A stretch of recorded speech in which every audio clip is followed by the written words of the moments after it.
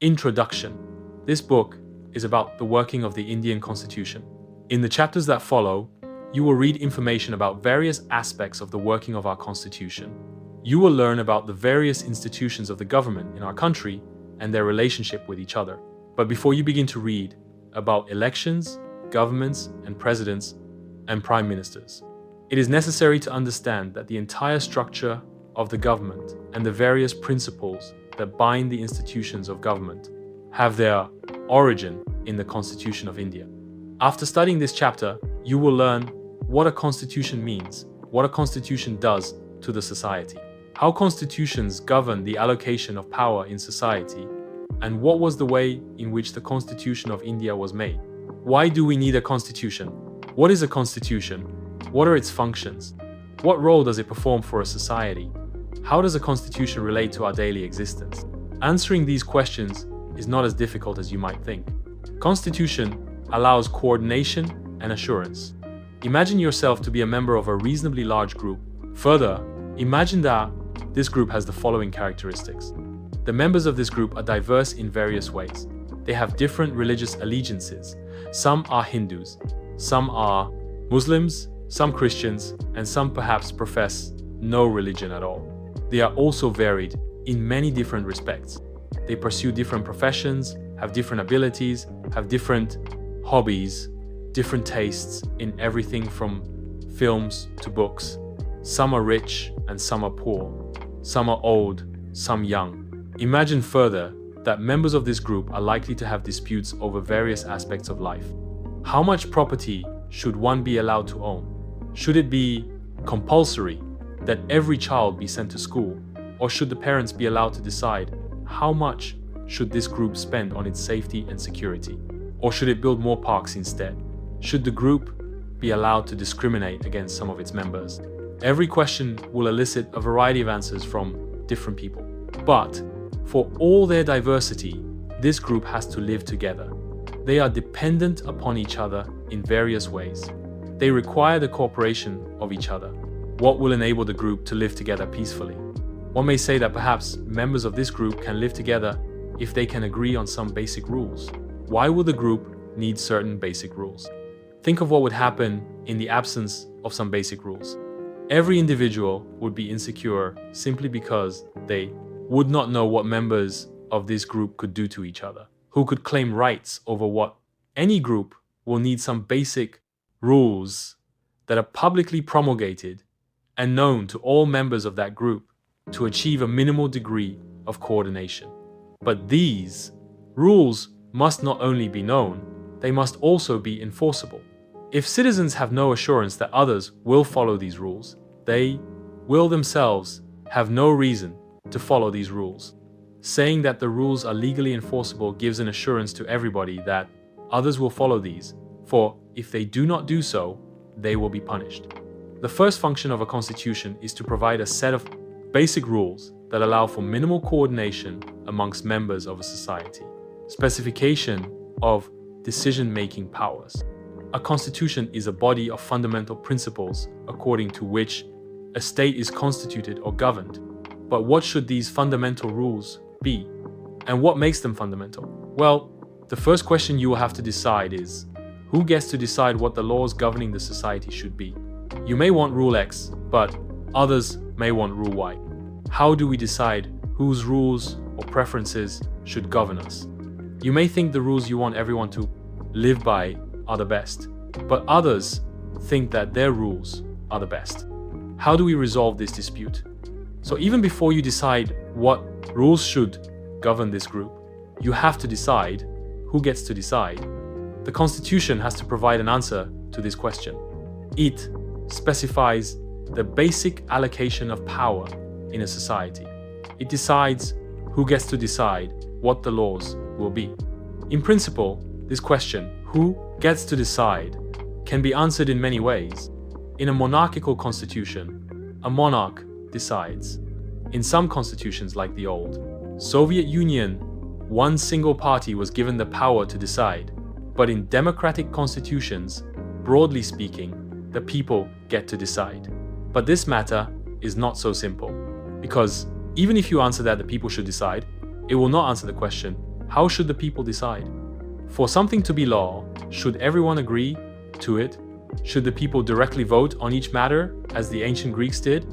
Or should the people express their preferences by electing representatives? But if the people act through their representatives, how should these representatives be elected? How many should there be? In the Indian constitution, for example, it is specified that in most instances, Parliament gets to decide laws and policies, and that Parliament itself be organized in a particular manner. Before identifying what the law in any given society is, you have to identify who has the authority to enact it. If Parliament has the authority to enact laws, there must be a law that bestows this authority on Parliament in the first place. This is the function of the Constitution. It is an authority that constitutes government in the first place. The second function of a constitution is to specify who has the power to make decisions in a society. It decides how the government will be constituted, limitations on the powers of government, but this is clearly not enough. Suppose you decided who had the authority to make decisions, but then this authority passed laws that you thought were patently unfair. It prohibited you from practicing your religion, for instance, or it enjoined that clothes of a certain color were prohibited, or that you were not free to sing certain songs, or that people who belonged to a particular group, caste, or religion would always have to serve others and would not be allowed to retain any property, or that government could arbitrarily arrest someone, or that only people of a certain skin color would be allowed to draw water from wells. You would obviously think these laws were unjust and unfair, and even though they were passed by a government that had come into existence based on certain procedures, there would be something obviously unjust about that government enacting these laws. So the third function of a constitution is to set some limits on what a government can impose on its citizens. These limits are fundamental in the sense that government may never trespass them. Constitutions limit the power of government in many ways. The most common way of limiting the power of government is to specify certain fundamental rights that all of us possess as citizens, and which no government can ever be allowed to violate. The exact content and interpretation of these rights varies from constitution to constitution, but most constitutions will protect a basic cluster of rights.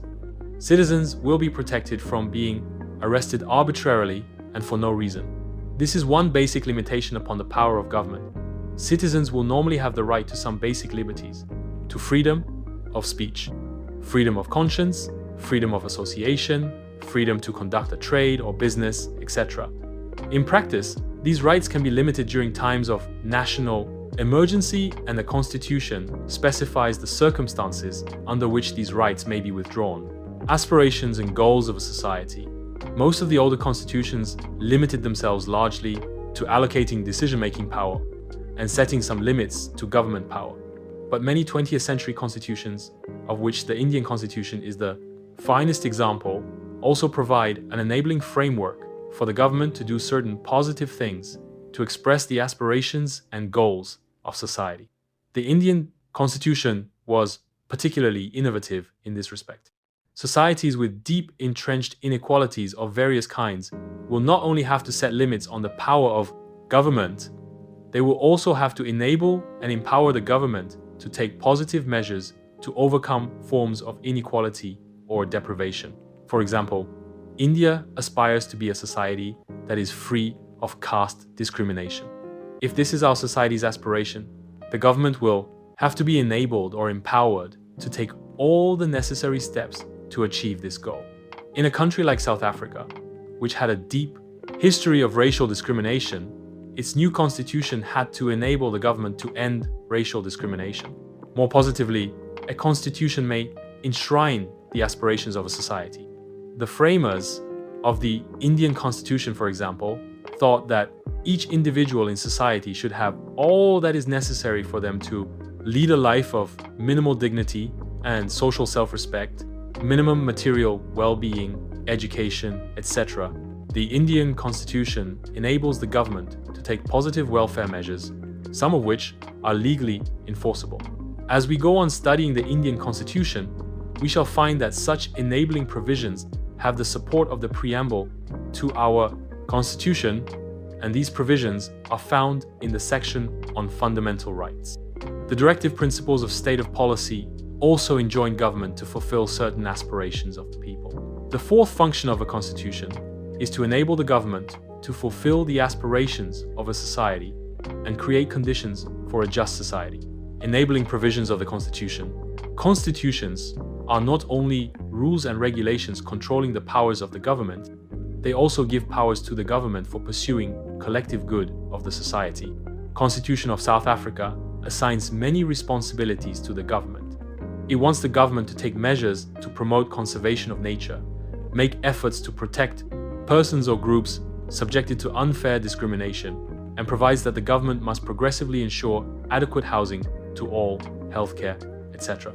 In the case of Indonesia, also, the government is enjoined to establish and conduct national education system. The Indonesian constitution ensures that the poor and destitute children will be looked after by the government. Fundamental identity of a people. Finally, and perhaps even most importantly, a constitution expresses the fundamental identity of a people. This means the people as a collective entity come into being only through the basic constitution. It is by agreeing to a basic set of norms about how one should be governed and who should be governed that one forms a collective identity. One has many sets of identities that exist prior to a constitution, but by agreeing to certain basic norms and principles, one constitutes one's basic political identity. Second, constitutional norms are the overarching framework within which one pursues individual aspirations, goals, and freedoms. The Constitution sets authoritative constraints upon what one may or may not do. It defines the fundamental values that we may not trespass. So, the Constitution also gives one a moral identity. Third and finally, it may be the case that many basic political and moral values are now shared across different constitutional traditions. If one looks at constitutions around the world, they differ in many respects in the form of government they enjoin in many procedural details, but they also share a good deal. Most modern constitutions create a form of government that is democratic in some respects. Most claim to protect certain basic rights, but constitutions are different in the way they embody conceptions of national identity. Most nations are an amalgamation of a complex set of historical traditions. They weave together the diverse groups that reside within the nation in different ways. For example, German identity was constituted by being ethnically German. The Constitution gave expression to this identity. The Indian Constitution, on the other hand, does not make ethnic identity a criterion for citizenship. Different nations embody different conceptions of what the relationship between the different regions of a nation and the central government should be. This relationship constitutes the national identity of a country, the authority of a constitution. We have outlined some of the functions a constitution performs. These functions explain why most societies have a constitution.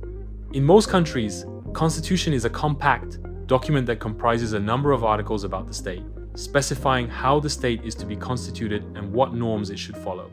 When we ask for the constitution of a country, we are usually referring to this document. But some countries, the United Kingdom for instance, do not have one single document that can be called the Constitution. Rather, they have a series of documents and decisions that, taken collectively, are referred to as the Constitution. So, we can say that Constitution is the document or set of documents that seeks to perform the functions that we mentioned above. But many constitutions around the world exist only on paper. They are mere words existing on a parchment. The crucial question is, how effective is a constitution? What makes it effective? What ensures that it has a real impact on the lives of people? Making a constitution effective depends upon many factors. Mode of promulgation. This refers to how a constitution comes into being. Who crafted the constitution and how much authority did they have?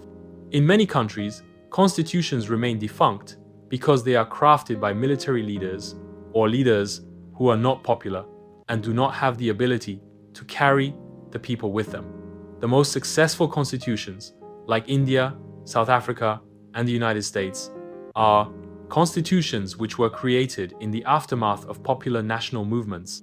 Although India's constitution was formally created by a constituent assembly between December 1946 and November 1949, it drew upon a long history of the nationalist movement that had a remarkable ability to take along different sections of Indian society together.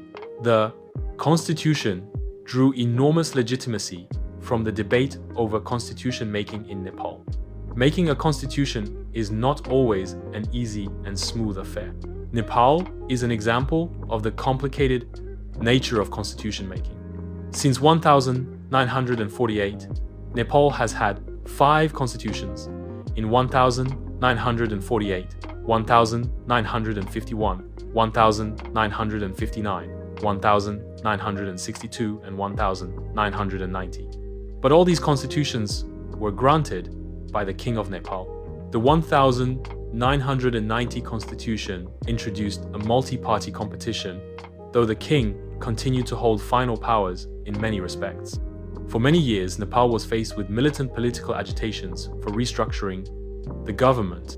The main issue was the role of the monarchy in the constitution of Nepal. Some groups in Nepal wanted to abolish the institution of monarchy and establish republican form of government. Others believed that it may be useful to shift to limited monarchy with a reduced role for the king. The king himself was not ready to give up powers. He took over all powers in October 2002. Many political parties and organizations demanded the formation of a new constituent assembly. The Communist Party of Nepal, Maoist, was in the forefront of the struggle for a popularly elected constituent assembly. Finally, under pressure of popular agitation, the king had to install a government acceptable to the agitating parties. This government has stripped the king of almost all powers. In 2008, Nepal emerged as a democratic republic after abolishing the monarchy. Finally, Nepal adopted a new constitution in 2015, fact that it was drawn up by people who enjoyed immense public credibility, who had the capacity to negotiate and command the respect of a wide cross-section of society, and who were able to convince the people that the constitution was not an instrument for the aggrandizement of their personal power. The final document reflected the broad national consensus at the time. Some countries have subjected their constitution to a full-fledged referendum where all the people vote on the desirability of a constitution. The Indian constitution was never subjected to such a referendum, but nevertheless carried enormous public authority because it had the consensus and backing of leaders who were themselves popular. Although the constitution itself was not subjected to a referendum, the people adopted it as their own by abiding by its provisions. Therefore, the authority of people who enact the constitution helps determine, in part, its prospects for success. The substantive provisions of a constitution, it is the hallmark of a successful constitution that it gives everyone in society some reason to go along with its provisions. A constitution that, for instance, allowed permanent majorities to oppress minority groups within society would give minorities no reason to go along with the provision of the constitution. Or a constitution that systematically privileged some members at the expense of others, or that systematically entrenched the power of small groups in society, would cease to command allegiance. If any group feels their identity is being stifled, they will have no reason to abide by the constitution. No constitution by itself achieves perfect justice, but it has to convince people that it provides the framework for pursuing basic justice. Do this thought experiment. Ask yourself this question: what would be the content of some basic rules in society such that they gave everyone a reason to go along with them? The more a constitution preserves the freedom and equality of all its members, the more likely it is to succeed. Does the Indian constitution, broadly speaking, give everyone a reason to go along with its broad outlines? After studying this book, one should be able to answer this question in the affirmative. Balanced institutional design, constitutions are often subverted, not by the people, but by small groups who wish to enhance their own power. Well-crafted constitutions fragment power in society intelligently so that no single group can subvert the constitution. One way of such intelligent designing of a constitution is to ensure that no single institution acquires monopoly of power. This is often done by fragmenting power across different institutions. The Indian Constitution, for example, horizontally fragments power across different institutions, like the legislature, executive, and the judiciary, and even independent statutory bodies like the Election Commission. This ensures that, even if one institution wants to subvert the constitution, others can check its transgressions. An intelligent system of checks and balances has facilitated the success of the Indian Constitution. Another important aspect of intelligent institutional design is that a constitution must strike the right balance between certain values, norms, and procedures as authoritative, and at the same time allow enough flexibility in its operations to adapt to changing needs and circumstances. Too rigid a constitution is likely to break under the weight of change. A constitution that is, on the other hand, too flexible will give no security, predictability, or identity to a people. Successful constitutions strike the right balance between preserving core values and adapting them to new circumstances. You will notice the wisdom of makers of the Indian Constitution in the chapter on the Constitution as a living document. Chapter 9. The Indian Constitution is described as a living document. By striking a balance between the possibility to change the provisions and the limits on such changes, the Constitution has ensured that it will survive as a document respected by people. This arrangement also ensures that no section or group can, on its own, subvert the Constitution. Therefore, in determining whether a constitution has authority, you can ask yourself 3 questions. Were the people who enacted the Constitution credible? This question will be answered in the remaining part of this chapter. Secondly, did the Constitution ensure that power was intelligently organized so that it was not easy for any group to subvert the Constitution? And, most importantly, does the Constitution give everyone some reason to go along with it? Most of this book is about this question. Also, is the Constitution the locus of people's hopes and aspiration? The ability of the Constitution to command voluntary allegiance of the people depends to a certain extent upon whether the Constitution is just. What are the principles of justice underlying the Indian Constitution? The last chapter of this book will answer this question. How was the Indian Constitution made? Let us find out how the Indian Constitution was made. Formally, the Constitution was made by the Constituent Assembly, which had been elected for undivided India. It held its first sitting on 9 December 1946 and reassembled as Constituent Assembly for divided India on 14 August 1947. Its members were chosen by indirect election by the members of the provincial legislative assemblies that had been established under the Government of India Act 1935. The Constituent Assembly was composed roughly along the lines suggested by the plan proposed by the Committee of the British Cabinet, known as the Cabinet Mission. According to this plan, each province and each princely state or group of states were allotted seats proportional to their respective population, roughly in the ratio of 1:10:0:0. As a result, the provinces that were under direct British rule were to elect 292 members, while the princely states were allotted a minimum of 93 seats.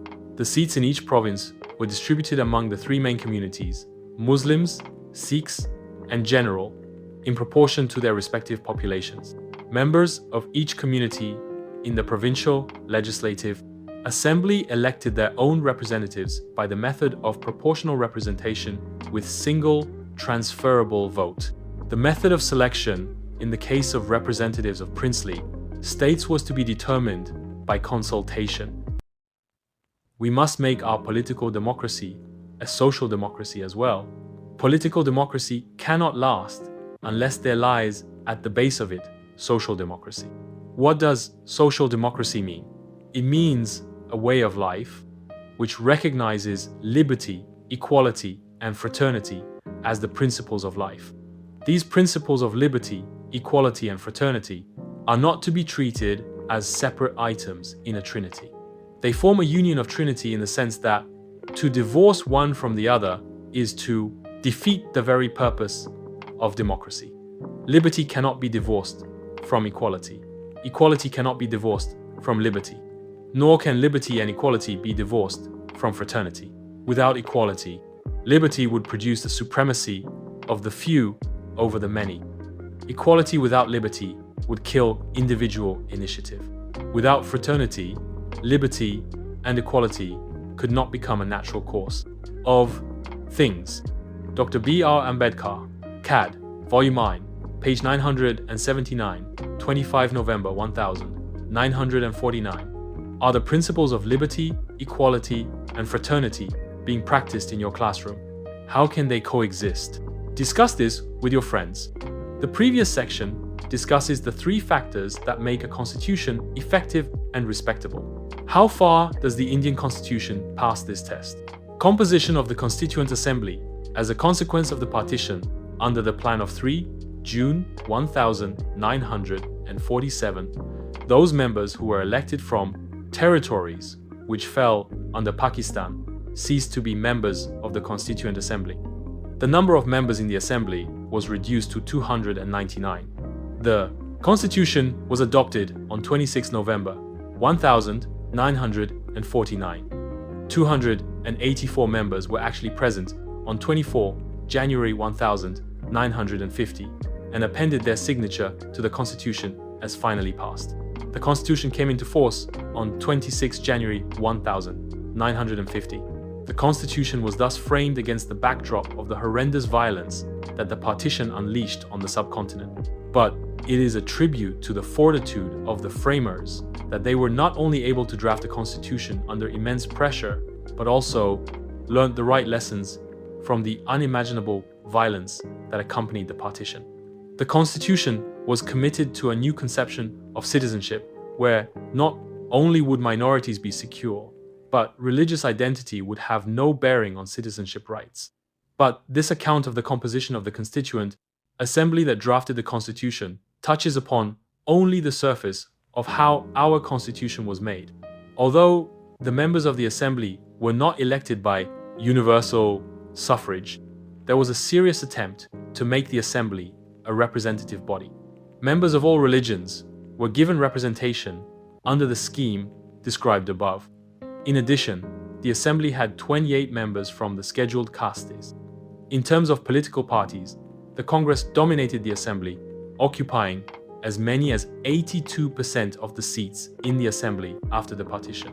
The Congress itself was such a diverse party that it managed to accommodate almost all shades of opinion within it. The principle of deliberation. The authority of the Constituent Assembly does not come only from the fact that it was broadly, though not perfectly, representative. It comes from the procedures it adopted to frame the Constitution and the values its members brought to their deliberations. While in any assembly that claims to be representative, it is desirable that diverse sections of society participate.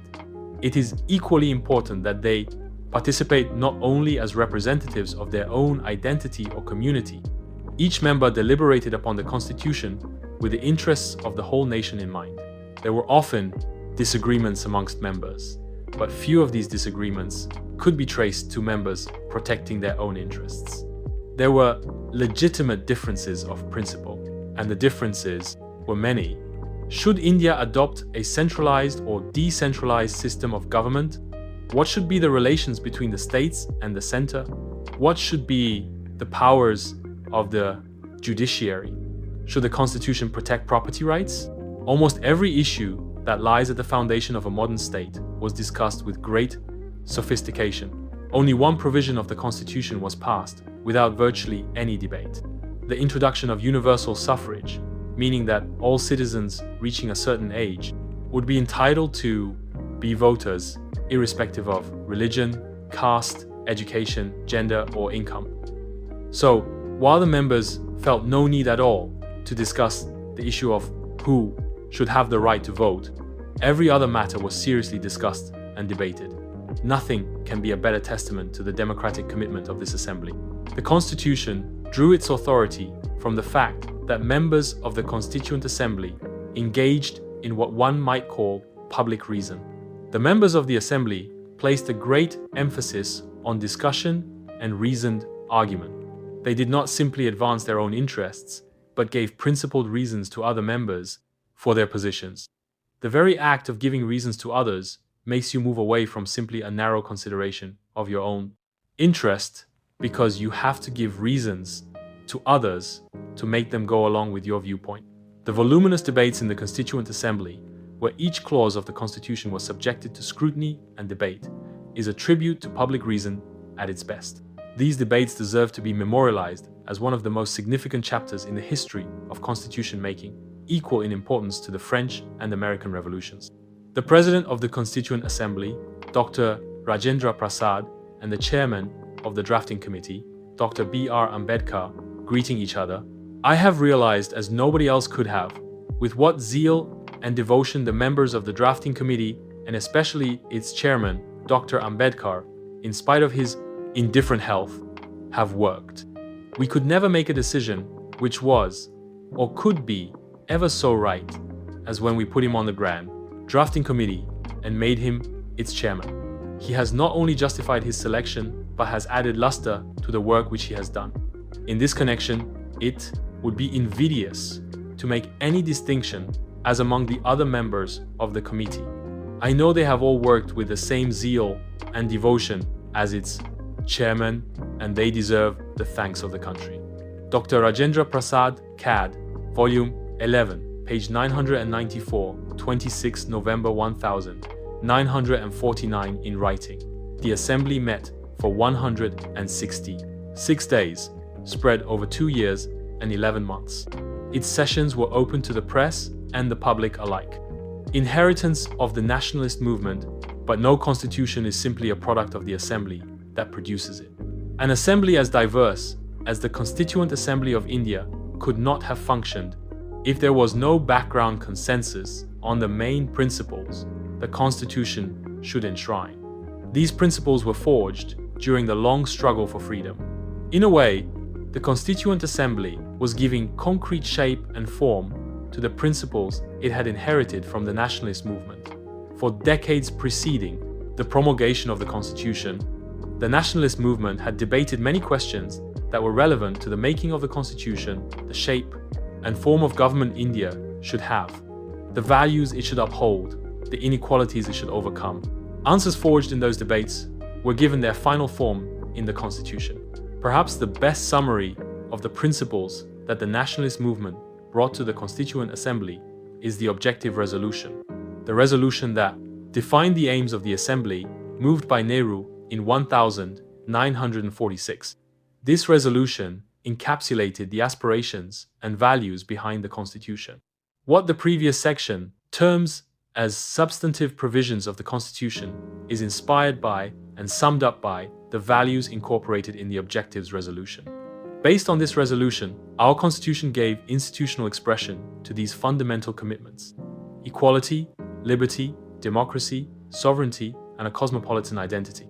Thus, our Constitution is not merely a maze of rules and procedures, but a moral commitment to establish a government that will fulfill the many promises that the nationalist movement held before the people. Main points of the Objectives Resolution: Jinon Haufo. India is an independent, sovereign republic. Jinon Haufo. India shall be a union of erstwhile British Indian territories, Indian states, and other parts outside. British India and Indian states, as are willing to be a part of the Union, Jinon Haufo, territories forming the Union, shall be autonomous. Units and exercise all powers and functions of the government and administration, except those assigned to or vested in the Union, Jinon Haufo, all powers and authority of sovereign and independent. India and its constitution shall flow from the people, Jinon Haufo. All people of India shall be guaranteed and secured social, economic, and political justice, equality of status and opportunities and equality before law, and fundamental freedoms of speech, expression, belief, faith, worship, vocation, association, and action, subject to law and public morality. Jinon Haufo. The minorities, backward and tribal areas, depressed and other backward classes shall be provided adequate safeguards. How for the territorial integrity of the Republic and its sovereign rights on land, sea and air shall be maintained according to justice and law of civilized nations. Genome, how for the land would make full and willing contribution to the promotion of world peace and welfare of mankind. Institutional arrangements. The third factor, ensuring effectiveness of a constitution, is a balanced arrangement of the institutions of government. The basic principle is that government must be democratic and committed to the welfare of the people. The Constituent Assembly spent a lot of time on evolving the right balance among the various institutions like the executive, the legislature, and the judiciary.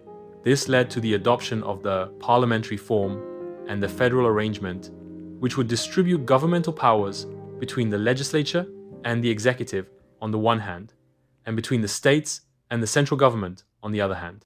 While evolving the most balanced governmental arrangements, the makers of our Constitution did not hesitate to learn from experiments and experiences of other countries. Thus, the framers of the Constitution were not averse to borrowing from other constitutional traditions.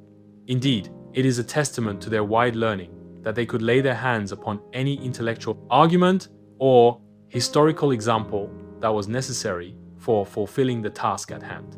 So they borrowed a number of provisions from different countries, but borrowing these ideas was not slavish imitation. Far from it. Each provision of the Constitution had to be defended on grounds that it was suited to Indian problems and aspirations. India was extremely lucky to have an assembly that, instead of being parochial in its outlook, could take the best available everywhere in the world and make it their own. One likes to ask whether there can be anything new in a constitution framed at this hour in the history of the world. The only new things, if there can be any, in a constitution framed so late in the day, are the variations made to remove the faults and to accommodate it to the needs of the country. Dr. B.R. Ambedkar, Cad. Vol. 7, p.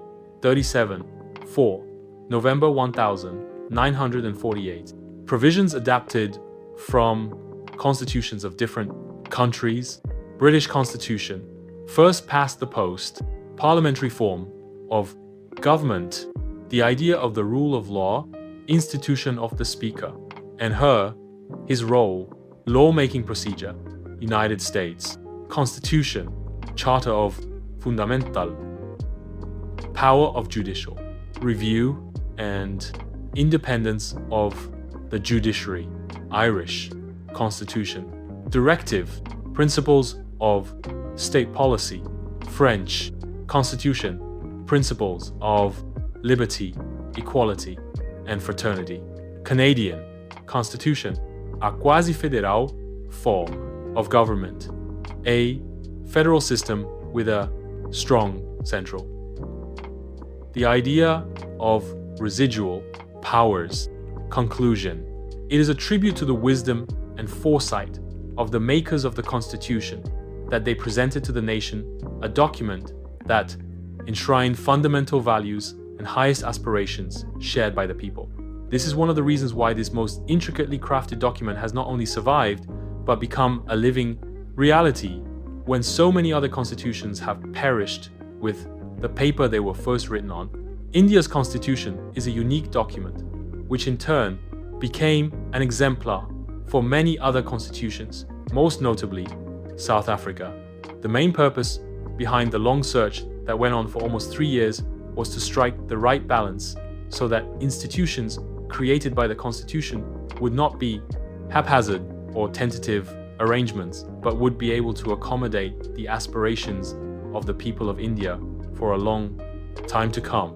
You will know more about these arrangements through the study of the remaining chapters in this book.